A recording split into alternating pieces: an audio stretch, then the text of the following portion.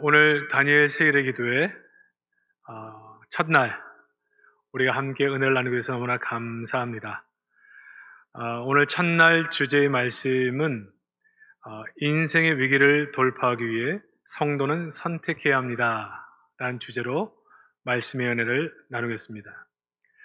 오늘 13차 다니엘 세일의 기도회 첫날 이렇게 말씀을 나눌 수 있게 돼서 얼마나 감사한지 모르겠습니다. 2020년은 참 잊을 수 없는 한 해인 것 같습니다. 작년 12차 다니엘 세일의 기도를 하면서 호세아서를 통해 은혜를 받고 비전과 소망으로 한 해를 시작할 때만 하더라도 이렇게 2020년도가 코로나로 인하여 이렇게 지날 줄은 전혀 생각지 못했습니다. 수개월을 비대면으로 문을 닫았고 예배도 소그룹도 행사도 정상적으로 진행되지 못했습니다. 성도들과 교제도 끊어졌고 성도가 아파도 병원에 입원을 해도 찾아갈 수가 없고 심지어는 장례식도 참여하기가 어려운 상황을 맞이하면서 참 힘겨운 한 해를 보내었습니다. 예년 같으면 이 다니엘 세일 기도를 진행하면서도 온 성도들이 본당을 가득 채워서 축제처럼 찬양하고 또 말씀을 듣고 마치면 국밥을 함께 나눠 먹으면서 함께 새로운 한 해를 준비하는 그러한 시간이었지만 올해는 이 코로나로 인하여서 우리가 각 가정에서 가족과 함께 새벽과 밤마다 예배를 진행하게 되었습니다. 올 한 해를 지나보면 참 우리에게 모든 삶의 위기였습니다. 영적인 면에서 위기였죠. 예배를 마음대로 드릴 수가 없고 그리고 함께 모일 수 없고 기도 생활도 마음대로 할 수 없으니 아무래도 믿음을 지키는 일이 쉽지가 않았습니다. 마음을 지키는 일에도 위기였습니다. 정상적인 신앙생활이 어려우니 내 마음을 지켜내기가 어려웠고 작은 일에도 화가 날 뿐 아니라 낙심하기도 하고 우울에 빠져서 어려움을 겪기도 한 해였습니다. 물론 우리의 경제생활도 큰 위기였죠.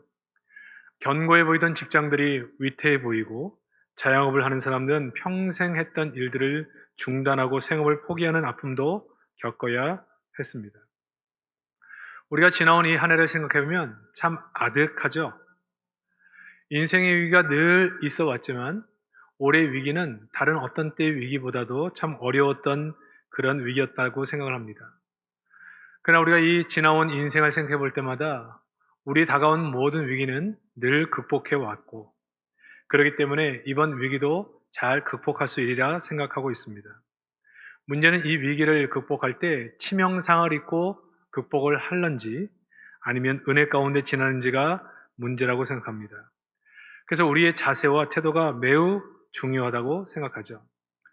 저희는 제13차 다니엘 세일의 기도의 주제를 인생의 위기를 믿음으로 돌파하라 라는 주제를 가지고 시작했습니다. 한번 따라해 볼까요? 인생의 위기를 믿음으로 돌파하라. 주제가 참 시기적절한 주제인 것 같습니다. 갑자기 민족적 위기를 맞이할 수밖에 없었던 절대절명의 위기 앞에서 죽으면 죽으리라는 마음으로 이 위기를 극복한 에스더를 통해 2020년 연말을 믿음으로 보내고 2021년 연초를 믿음으로 시작하려는 소망 가운데 우리의 기도 제목을 준비하려고 합니다. 위기를 만난 세상 속에서 성도는 두 가지 선택을 할 수 있습니다. 이 위기 속에 세상에 함몰되어서 세상 사람들이 살아가는 방식대로 그대로 사는 방법, 아니면 성도의 정체성을 명확히 가지고 이 세상을 바꾸는 영향력 있는 삶을 살 것인가, 이 두 가지 선택이 있는 것입니다. 오늘 본문은 여러분이 잘 아는 것처럼 아수르의 왕이 베푼 잔치 이야기가 나오고 있죠. 총 3번의 이야기가 나오는데 고대 왕들이 베푸는 잔치는 다 목적이 있었습니다. 그 목적은 자기에게 얼마나 큰 힘이 있는가, 부와 권세가 있는가를 과시하고 싶은 거였죠. 아수르는 인도에서 구스까지 127개도, 터키, 이란, 이라크, 파키스탄, 인도 북부, 요르단, 레바논, 이스라엘, 수단, 이디오피아, 아라비아, 이로 말할 수 없는 영토를 통치했고 그 도들을 각 도로 나뉘어서 그렇게 통치하고 있던 왕이었습니다. 수산궁에서 즉위하고 3년 후에 모든 방백 신복들을 모아놓고 잔치를 하는 거죠. 근데 이 잔치를 6개월간 진행합니다. 왜 이렇게 거대한 잔치를 진행했을까? 4절에 보면 이렇게 설명합니다. 그의 영화로운 나라의 부함과 위험의 혁격함을 나타내리라. 내가 얼마나 많은 힘을 가지고 있는 자인지, 얼마나 많은 땅을 다스리는 왕인지, 얼마나 많은 것을 가지고 있는 왕인지, 내 힘이 얼마나 큰지, 그것을 보여주기 위해서 이 잔치를 하고 있다라고 하는 것이죠. 세상 사람들이 살아가는 삶의 방식입니다. 사람들은 힘을 추구하고 부를 추구합니다. 그것이 인생의 목적이 되고 그것을 통해 사람들에게 인정을 받는다고 생각하기 때문에 그렇습니다. 그래서 사람들은 힘을 가지려고 하고 인맥을 쌓으려 합니다.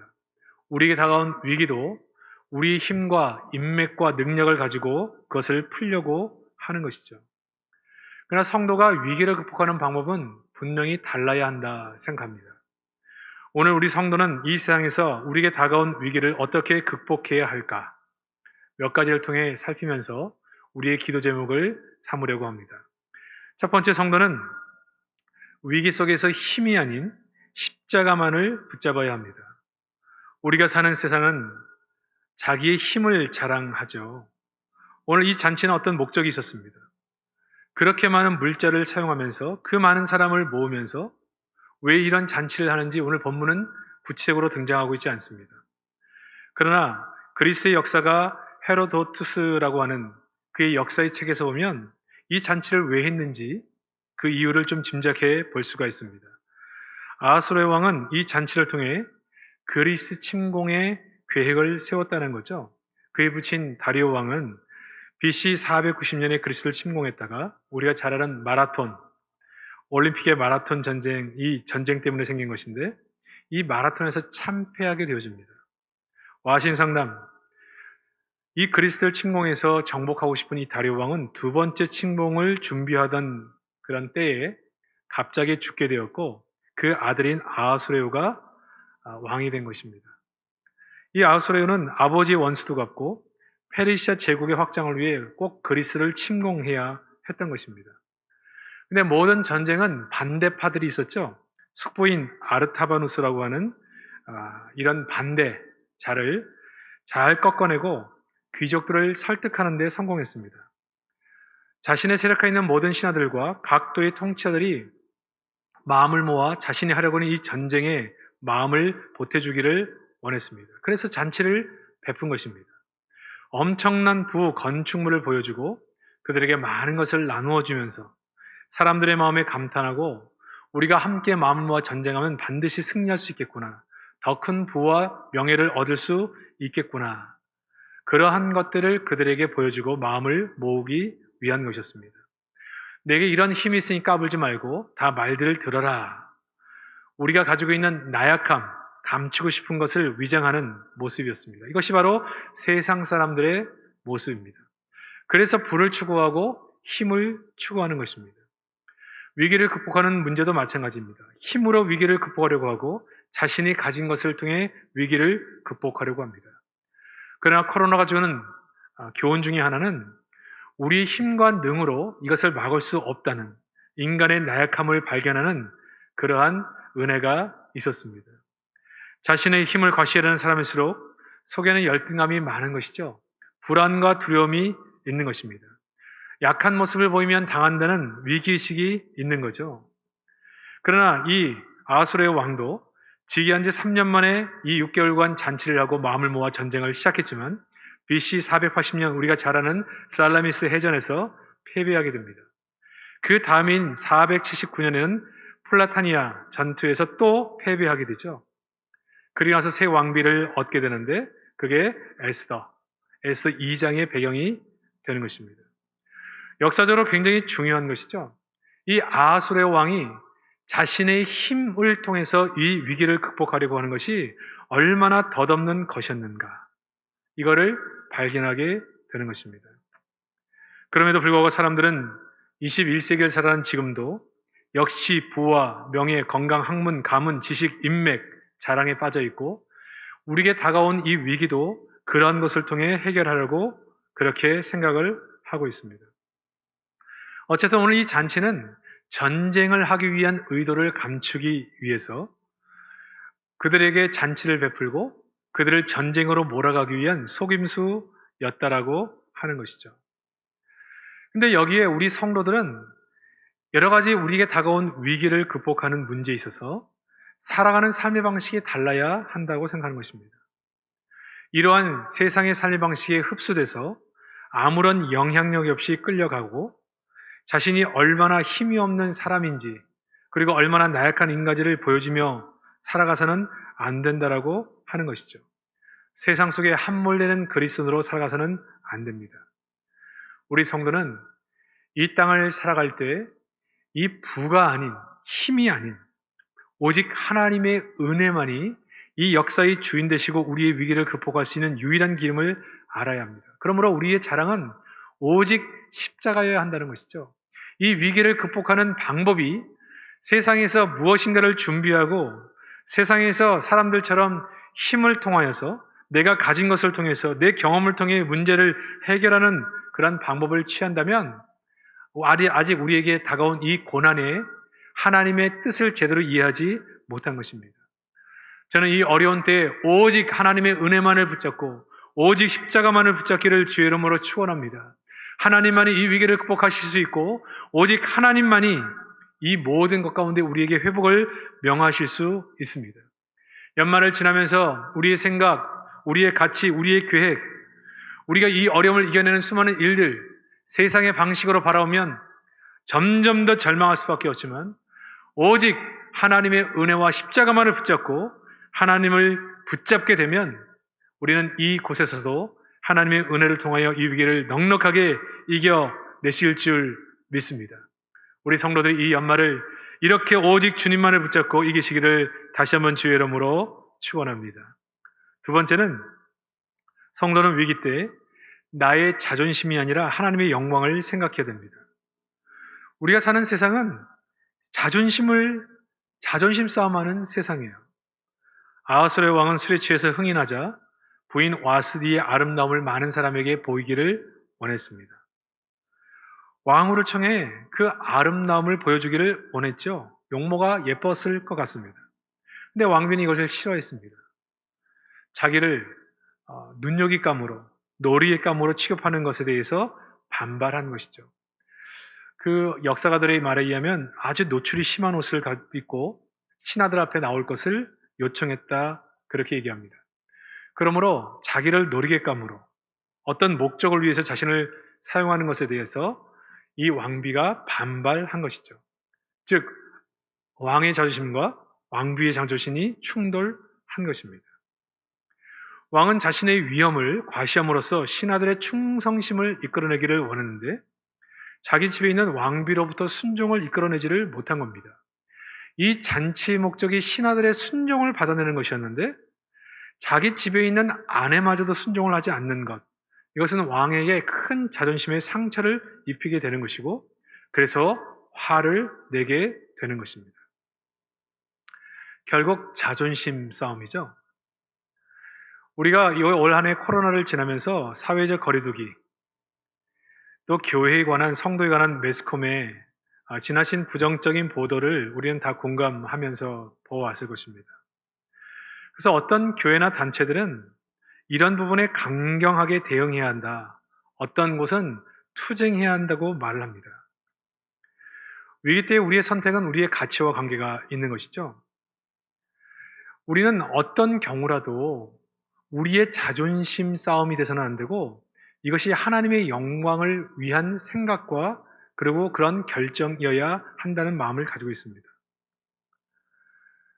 우리가 이 어려운 때에 우리의 억울함에 대해서 호소하고 그래서 이것을 투쟁의 제목으로 삼게 될 때 이것이 정말 하나님께 영광이 되겠는지 이 땅을 사는 많은 사람들을 향해서 하나님의 이름이 높아지고 교회를 사랑하고 예수 믿고 싶어지고 복음의 문이 열리는 일인지 하나님의 이름이 정말 높임을 받는 일인지를 생각해야 한다는 것이죠.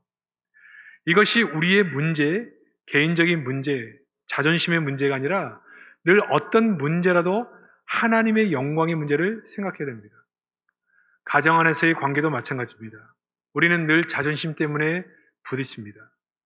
그러나 우리가 생각해야 될 부분들은 늘 먼저 하나님의 영광을 생각해야 하는 것입니다. 우리는 이 어려운 위기 시에 정말 하나님의 영광이 되는 것이 뭘까를 생각하게 되고, 교회는 이 어려운 순간 본질에 충실해야 하기 때문에 에베소를 통해 성도와 교회의 본질이 무엇인가를 다루게 됩니다. 그리고 이 시대에 정말 하나님의 영광을 위해 가장 아름다운 모습이 뭔가를 생각했기 때문에 어려운 편 속에서도 이웃에게 우리의 도움, 사랑을 나누는 쪽으로 선택을 하게 된 것이고, 이웃의 건강, 또 우리 방역에 대한 모든 지침을 잘 따라가면서 안심하게 하는 것이 하나님의 영광을 위한 것이라고 생각했기 때문에 우리가 조금 억울해도 속상해도 그 길을 선택한 것입니다. 사랑하는 성도 여러분, 우리가 이 코로나 2.5단계, 3단계로 가야 한다는 이 단계에서 우리가 꼭 특세를 해야 할 필요가 있는가 묻는 분들이 계십니다. 그러나 우리가 이 어려운 때 기도해야 하는 것은 우리의 정체성의 문제입니다. 이 어려움을 하나님 앞에서 극복해야 하기 때문에 반드시 이 기도를 해야 하는 것이죠.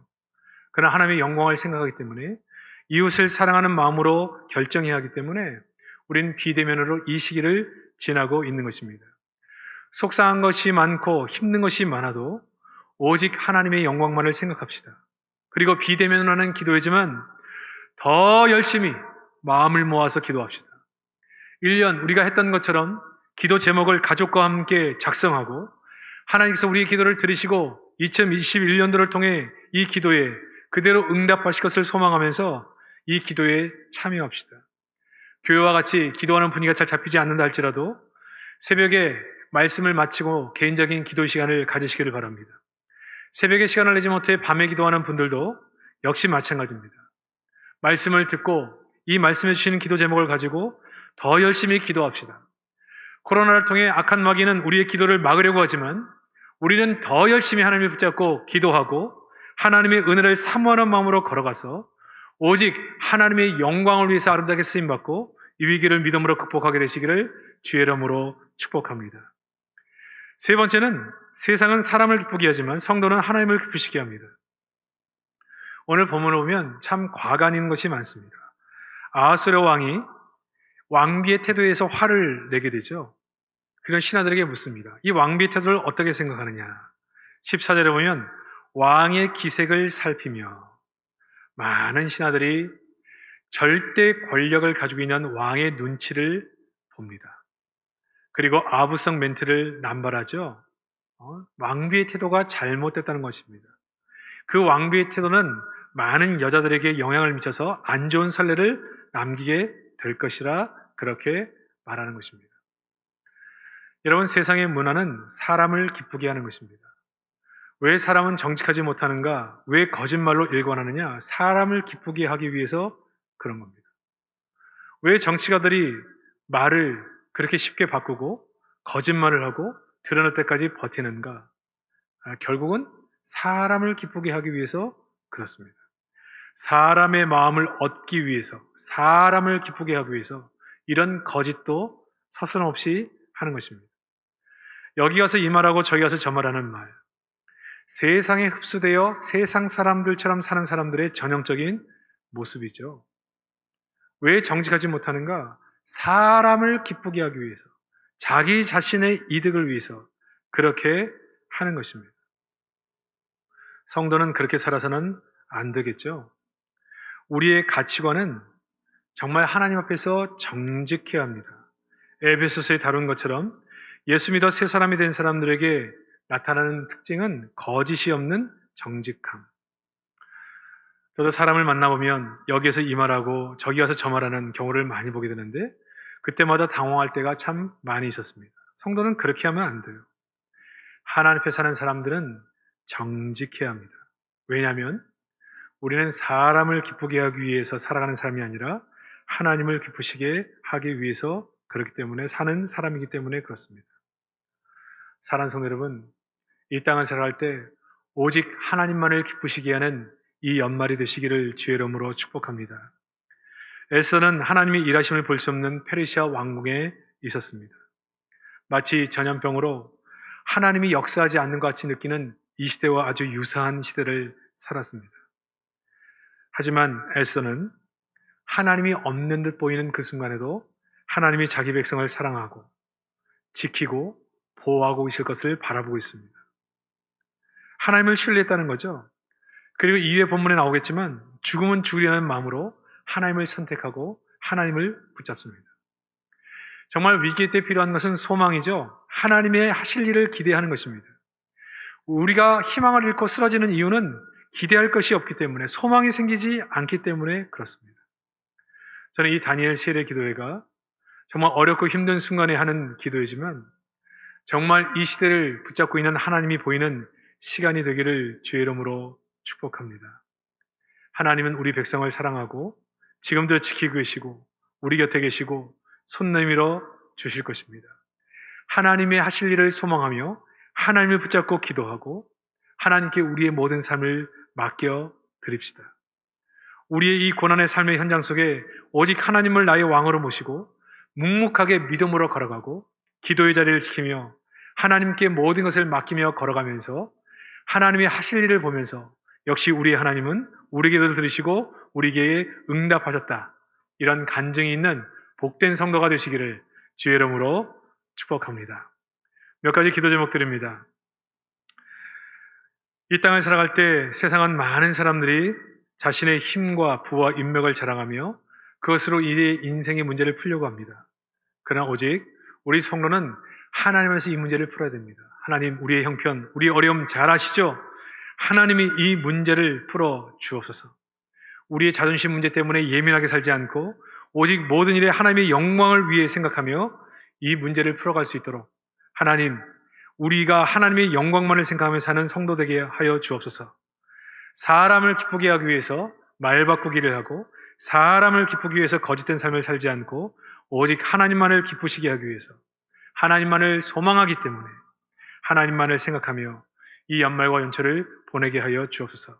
우리에게 다가온 수많은 문제, 어려움 하나님께서 들으시고 응답해 주셔서 이 어려움을 하나님과 함께 승리하는 은혜를 주옵소서. 그렇게 함께 기도하는 이 시간 되시기를 주의 이름으로 축복합니다.